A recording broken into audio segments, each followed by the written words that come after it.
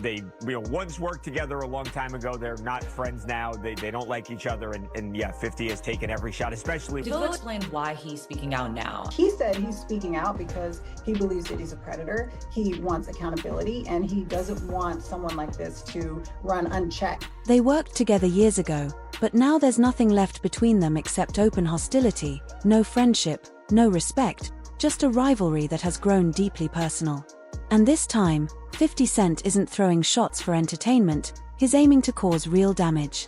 When asked why he's pushing so hard now, 50 kept it simple, saying Diddy has been allowed to move without consequences for far too long and that the time for accountability has finally arrived. Then the story took a turn no one saw coming, because the footage at the center of the controversy was never meant to be released.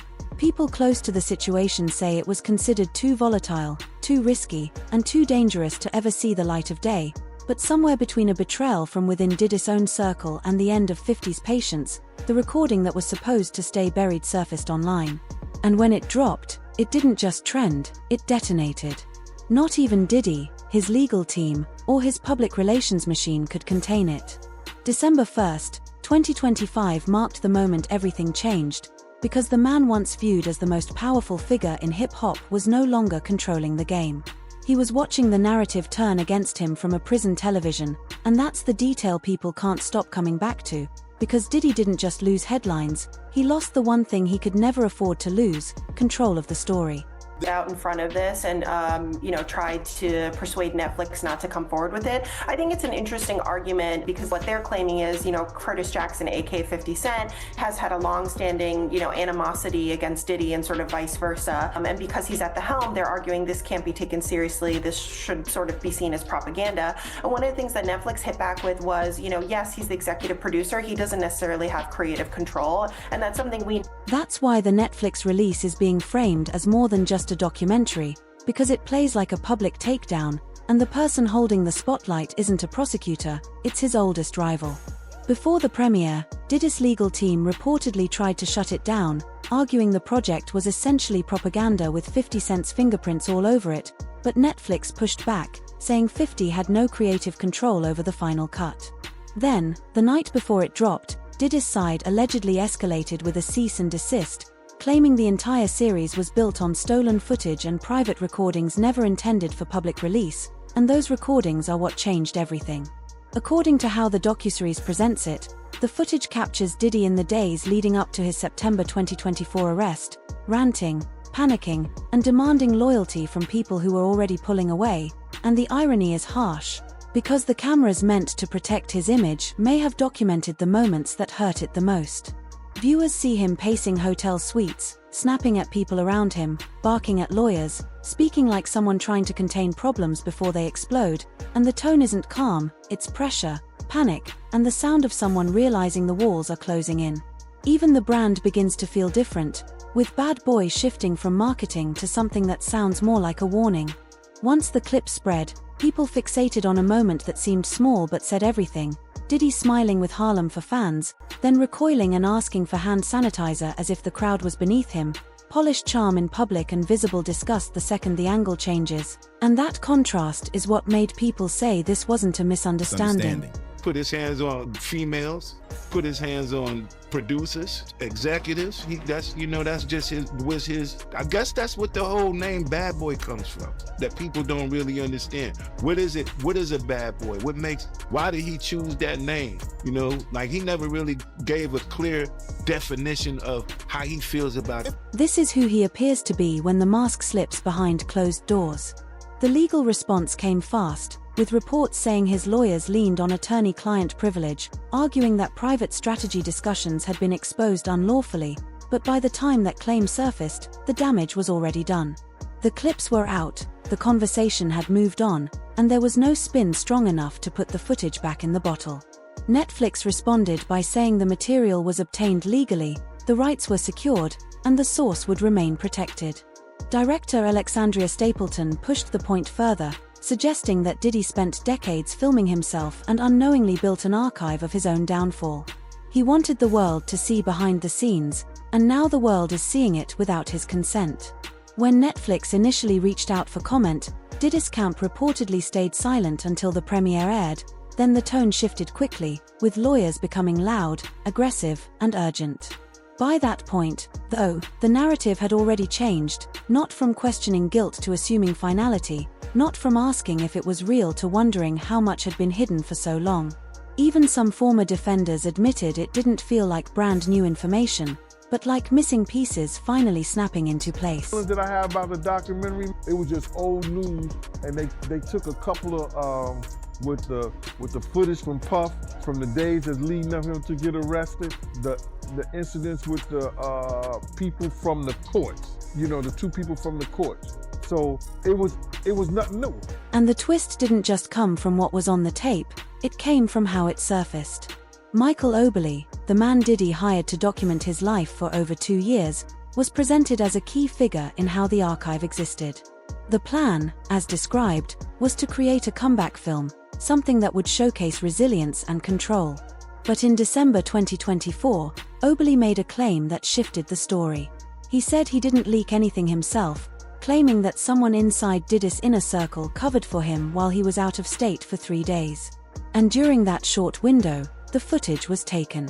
Just 3 days, enough time for someone to see an opportunity, whether motivated by money, revenge, or chaos, and deliver the most damaging material straight to 50's team. Oberle called it a betrayal of trust, while online, people labeled it karma. Then came what the docuseries frames as the final piece, the clip that allegedly silenced the last doubts.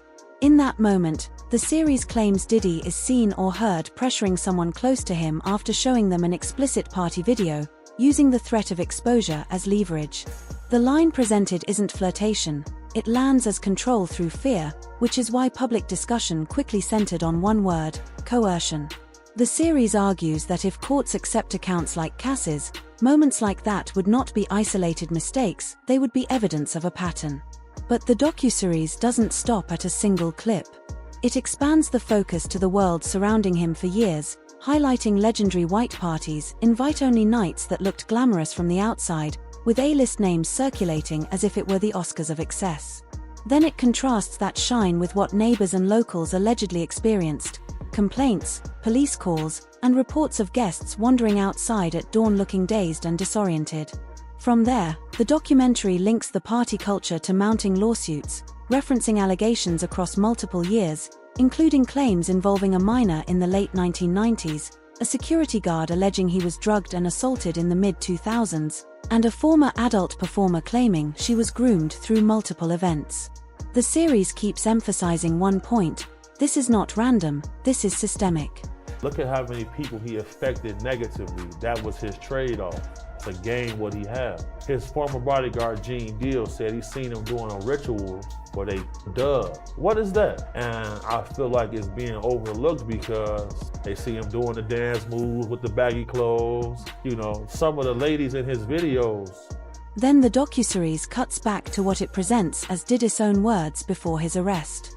The series claims his caught on camera telling his lawyers they are losing, snapping when someone tries to reassure him. It plays like panic in real time, not someone managing a storm, but someone realizing he cannot. As celebrities reacted, the divide grew louder. Ja Rule criticized 50 Cent, calling him a dry snitch. Marlon Wayans warned about karma, only to get dragged when 50 posted older footage linking him to the party scene.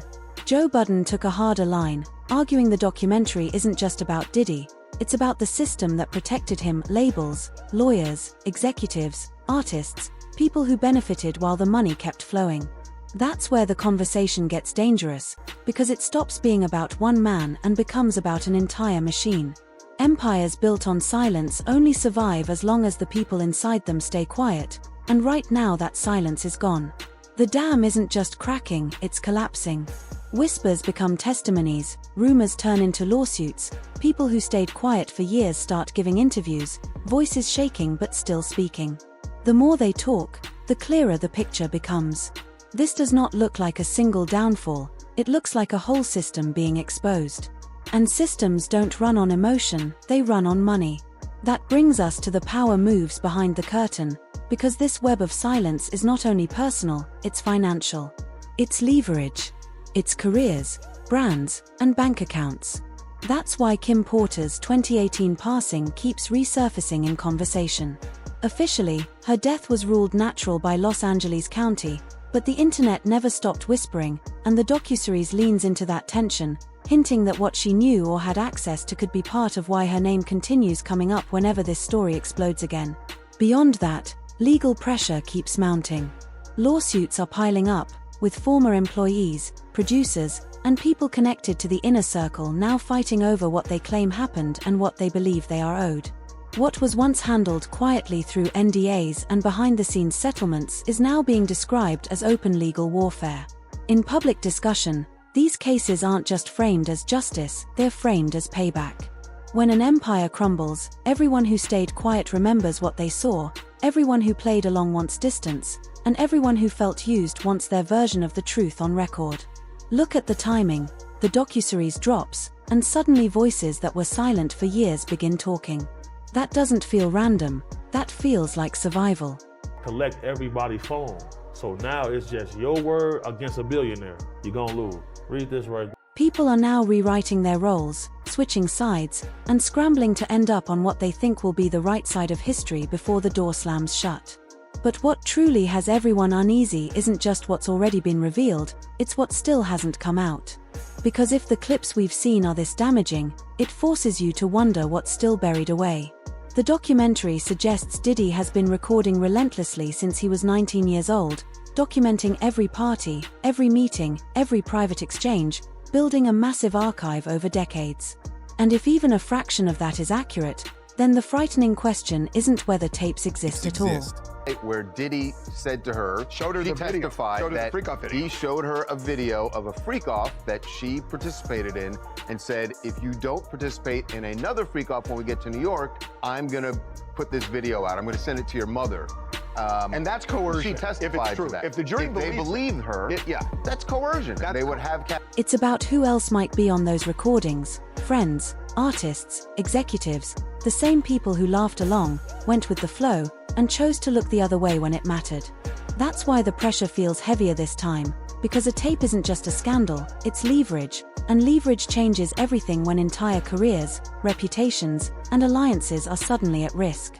Book Porter allegedly recounts discovering and making copies of the tapes that Diddy made of himself having with young boys that he was managing, including an alleged tape involving an 18-year-old pop star. So the real question becomes how far people are willing to go to keep those recordings buried, how much money will be spent to buy silence, and what happens when someone decides silence is no longer worth the price, because power only survives as long as people agree to protect it. And right now Diddy's inner circle is not just cracking, it is turning inward. Roger Bonds, described as a former head of security, broke down emotionally and hinted that this was not just about Sean, framing it as something bigger, almost like a network where responsibility was shared, and when someone who was paid to protect you starts speaking like that, it naturally makes people wonder what those who were never on payroll are about to say. Then there are the unseen workers, assistants, road managers, people who were in the rooms but never on camera, artists who left Bad Boy carrying stories they were too scared to tell until now, and that is the real shift. The documentary may end, but the reckoning does not. If anything, it opens the door wider. The biggest question hanging in the air is simple: who is next? Because Diddy did not build this world alone.